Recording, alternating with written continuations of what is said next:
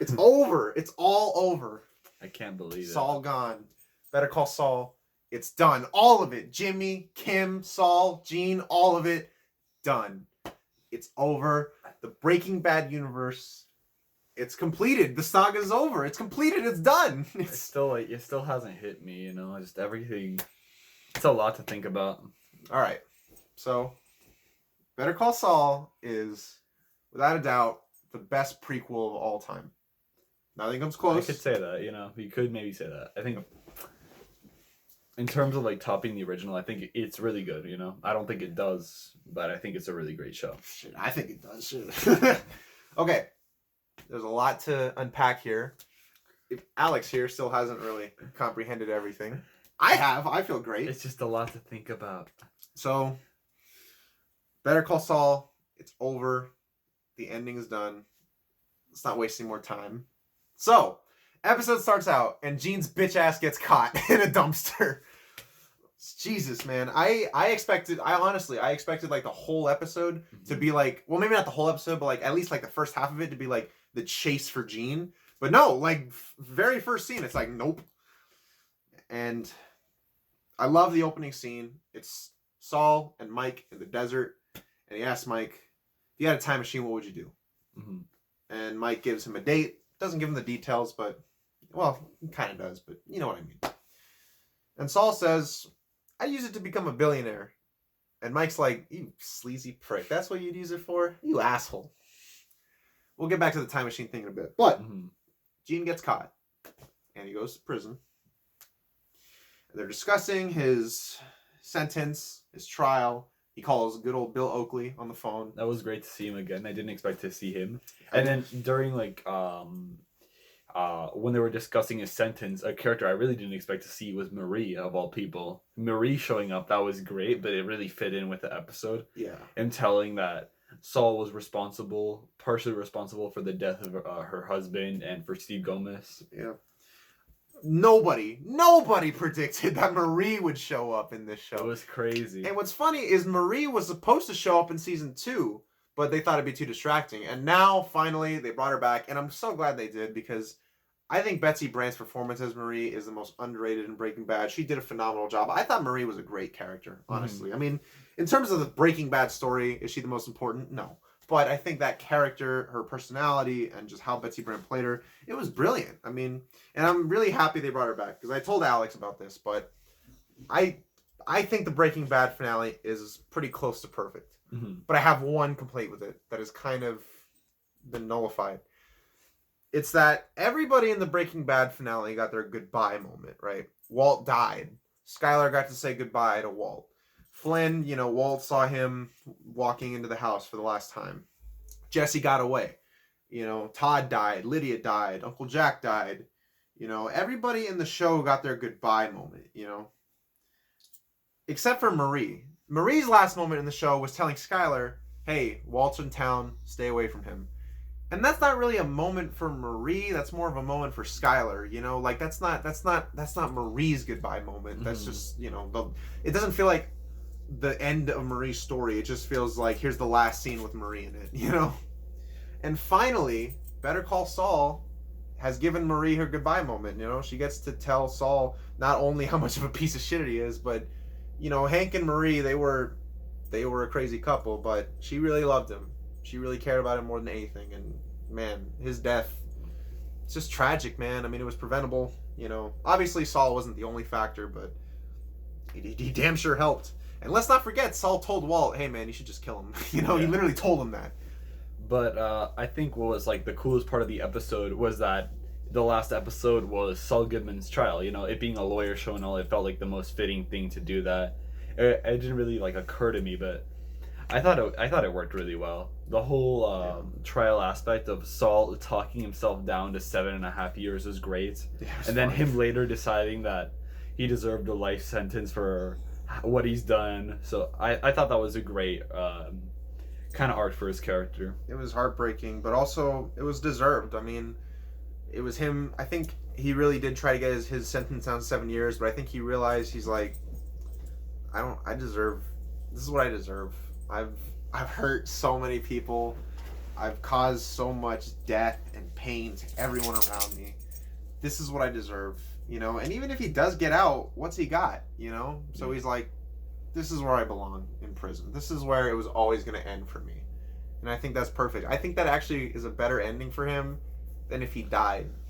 Because, I don't know, I just feel like if he died, it would sort of like, it would feel like he kind of got away with it. And I don't think Saul Goodman can get away with it. Yeah.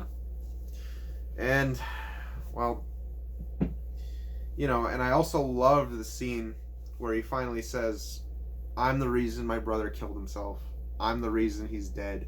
I could have helped him. I could have, you know, I didn't have to hurt him, but I did. I hurt him just because I hated him. And this, yeah, we see that, like, we see like a scene with Chuck right before he says that, and seeing that's just heartbreaking. Yeah. And I love it because after Chuck's death, Jimmy really didn't, he almost didn't even process it. He just said, Chuck's alive and now he's not. Whatever. He didn't want to think about it. He didn't want to really take the blame, or not the blame, but he just didn't take it all in. You know, I mean, he spent pretty much all of season 4 just saying, nah, I don't need to think about it or talk about it. I'll just move on with my life. You know, I don't need to see a therapist. I'm fine.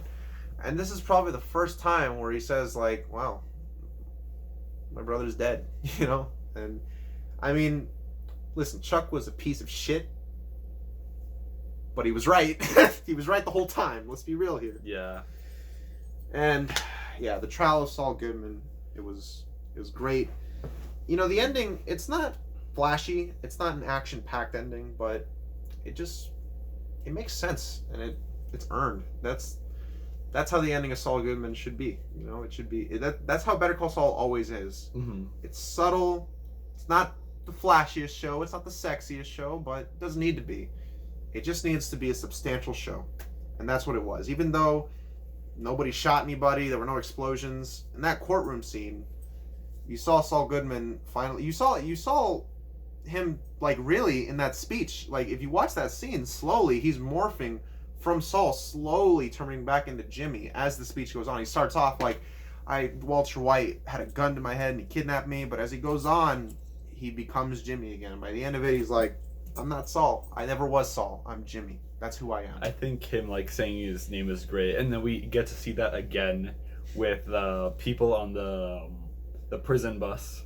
Him not wanting to go by Goodman, but instead wanting to go by McGill. But yeah, everyone called him otherwise, but he stuck to it.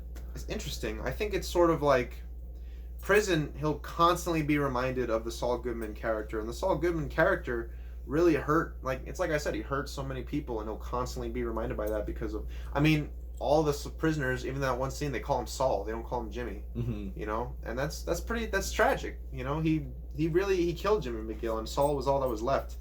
And he'll constantly be reminded of the Saul Goodman persona, which hurt so many people. But, I don't know.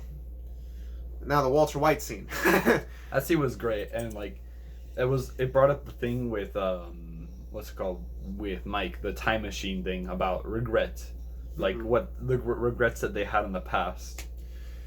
Yeah. And it kind of like brought, like, a really interesting comparison of Walt and Jimmy, where Jimmy has always kind of been like Saul deep down, whereas Walter, he kind of eventually became Heisenberg, you know? Like, he wasn't always Heisenberg, but Jimmy was always Saul. Yeah, that is interesting. I didn't think about that. And it was really heartbreaking to hear Walt say, so you were always like this. And that was just like Chuck, you know? Yeah. I mean, Walt had no respect for Saul, which is understandable. Saul was kind of a sleazy douche, but, you know, he got him out of jail. But yeah, it was great to see Bryan Cranston play Walt again, you know, for that scene. And yeah, now let's talk about Kim. So Kim, that last episode was the most depressing thing I've ever seen, with her having the most boring vanilla sex in the world, with him saying yup over and over again. Oh my god. And she's got to eat sandwiches with Miracle Whip instead of mayo, which is tragic. That's hell. But in this episode, Saul saves her, and she's a lawyer again. She gets to be who she really is. Yeah. And, you know, it's I think as an ending, it's not. It's sort of similar to Jesse's ending because, well, take El Camino out of the equation, right? At the end of Breaking Bad, Jesse got away. You don't know where he's going. You don't know what he's gonna do, but you're happy to see it end like that. Mm-hmm. And I think Kim's ending is the same. She's a lawyer again. You don't know what'll happen to her. You know, you don't know what she'll do now that she's a lawyer again, but she's happy. She's who she is again, and that's nice to see. It's nice to see it end like that, ultimately. And of course, you know, final scene is Gene in prison, and he and Kim just looking at each other, yeah. And then you see and then the shot of them with just the bars and the distance between them. That was sad to see. And they share one last smoke together, you know. And man, I'm getting emotional. And that's it. They look at each other.